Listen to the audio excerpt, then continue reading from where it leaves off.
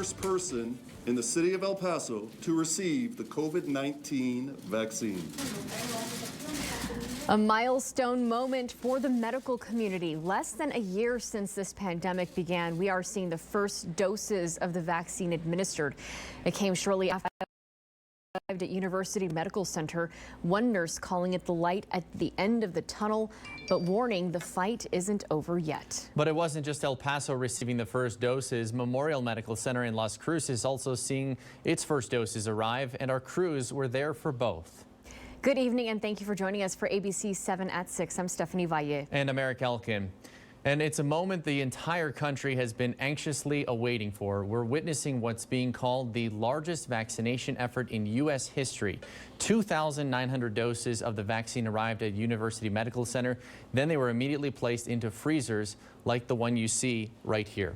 And in Las Cruces, 975 doses arrived. The first priority is to vaccinate healthcare workers before turning the focus to other vulnerable populations. We have complete coverage of this historic day in the borderland. After seeing nurses given the first doses, Soul Signs explains what happened next.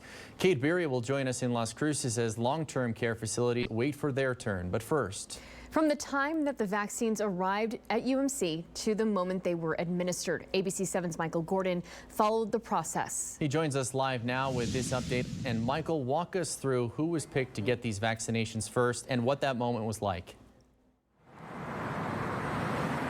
Absolutely. Well, the medical personnel you're about to see, they're COVID nurses who have spent every day next to helping coronavirus patients for months on end. Now the top priority is to get them and keep them as healthy as possible so that they can more confidently go about protecting our loved ones around the community.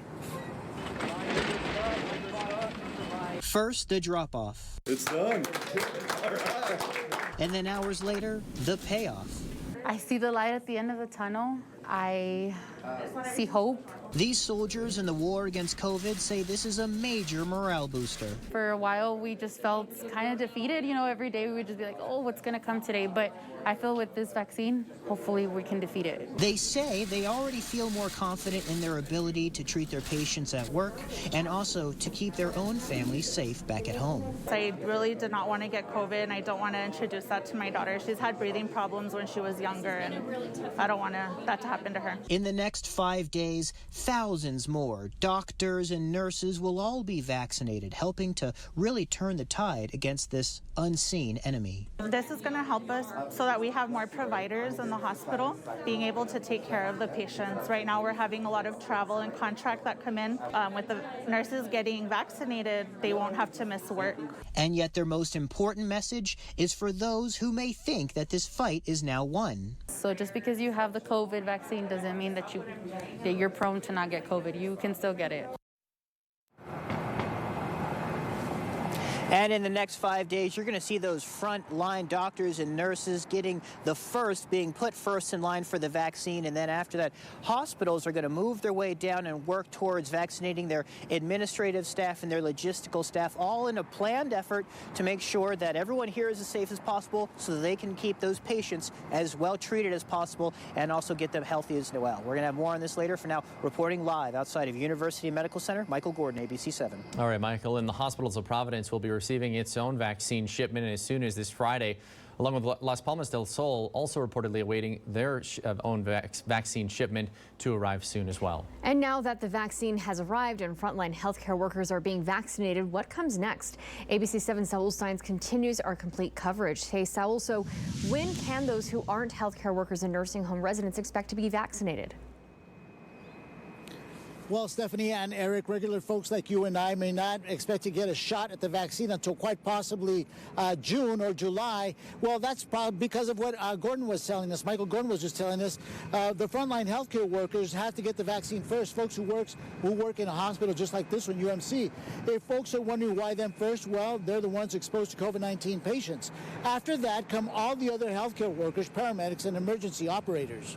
We're really looking at this as more of a community effort, and as more vaccine comes in, we'll be continuing to focus on our Tier 1, Tier 2 frontline providers, and then eventually our essential workers, and then ultimately everyone else. All right. Everyone else, like once healthcare workers are vaccinated, the focus will then turn to those with medical conditions and older residents. If you don't fall under one of these categories, you may have to wait until phase 3.